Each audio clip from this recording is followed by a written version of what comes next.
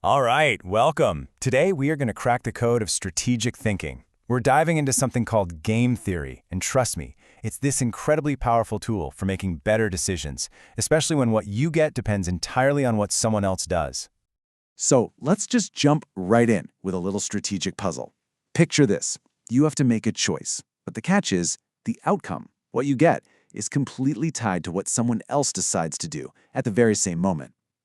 So how on earth do you figure out your best move? Okay, so this is our game board. We've got two players, Fred and Ted. Fred, he's the row player, so he's choosing either the top or bottom row. Ted is our column player. He's picking left or right. Now the key here is they make their move at the exact same time, with no idea what the other person is going to do. And those numbers you see in each box, those are the payoffs. Fred's score is always the first number, and Ted's is the second. Simple enough, right? Right, so obviously both Fred and Ted are in this to win. They want the highest score they can possibly get. But the whole challenge, the real puzzle, is that their best move is totally, completely tangled up with what the other person does. So, how do we even begin to solve this thing? Well, to untangle this mess, we need a kind of secret weapon for strategic thinking. It's a really simple idea, but it is incredibly powerful, and it's going to help us predict exactly how this game is going to end. And that secret weapon is called the best response. All it is, really, is a way of thinking things through systematically. You just ask yourself one simple question over and over. For every single thing my opponent might do, what is my single best move to get the biggest possible reward? That's it. Okay, theory is great, but let's put this into practice. The best way to really get this is to step into each player's shoes and just walk through it, one move at a time. So, let's start by thinking like Fred. All right, we're Fred now. First up, let's just pretend for a second that we know, somehow we just know, that Ted is going to pick action C. If that's the case, then we can completely ignore the right side of the board. We only care about the numbers in this first column. Now, since we're Fred, we control the rows, so we look at our two choices in that column. If we pick row C, we get a payoff of 5. If we pick row D, we get 10. Well, that's a no-brainer, right? 10 is definitely better than 5. So Fred's best response, if Ted chooses C, is to choose D. Okay, simple enough. But what about the other possibility? We're still Fred. What if Ted chooses action D instead? Now we do the opposite. We ignore that first column and look only at the second one. So let's compare our options again. We can get a 0 or we can get a 1. Well, 1 is better than 0, so Fred's best response is still D. That's interesting. It kind of looks like no matter what Ted does, Fred's best move is always going to be D.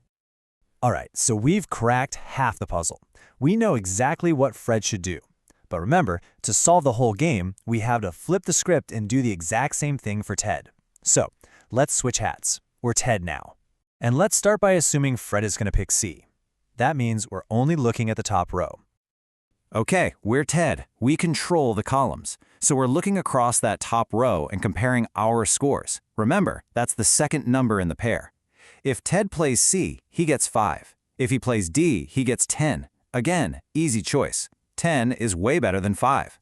So his best response is D. We are so close. Just one last scenario to check out. What's Ted's best move if he knows Fred is going to pick D? So now all we care about is that bottom row. Looking at the bottom row, Ted compares his numbers. He can get a 0 for choosing C or a 1 for choosing D. 1 beats 0, so his best response here is D again.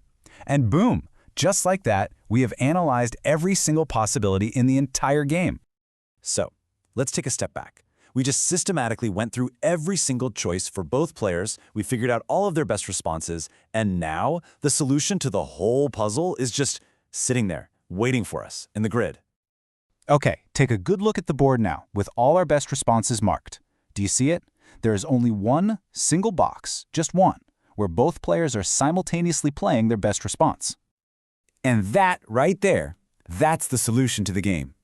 The single predictable outcome is that both Fred and Ted will choose D. It's the one stable point in the whole game, where neither of them has any reason to wish they did something else.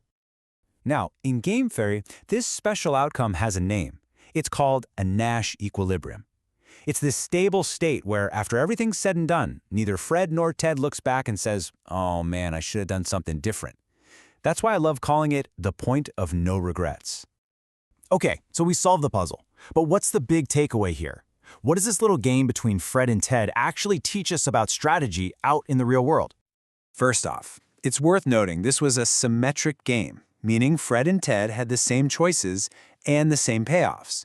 But here's the really wild part. Take a look. If they had just managed to both choose C, they would have each gotten a payoff of 5. That's way better than the 1 they both end up with at the Nash equilibrium. And this right here, this tension between what's best for you individually versus what might be better for the group, well, that's what makes game theory so fascinating and so powerful. So the great news is, the logic we used is basically a simple checklist that you can use for any game like this. You just pick a player, assume what their opponent might do, find the best response by comparing the numbers, and then just repeat until you've covered all the bases. The answer, the Nash equilibrium, will always be right there where those best responses overlap. And that leaves us with a final thought to chew on. Think about it, from companies setting prices to countries making political moves, or even something as simple as you and a friend deciding who's going to do the dishes. Now that you have this tool, this idea of finding the best response, where will you start seeing these strategic games playing out all around you?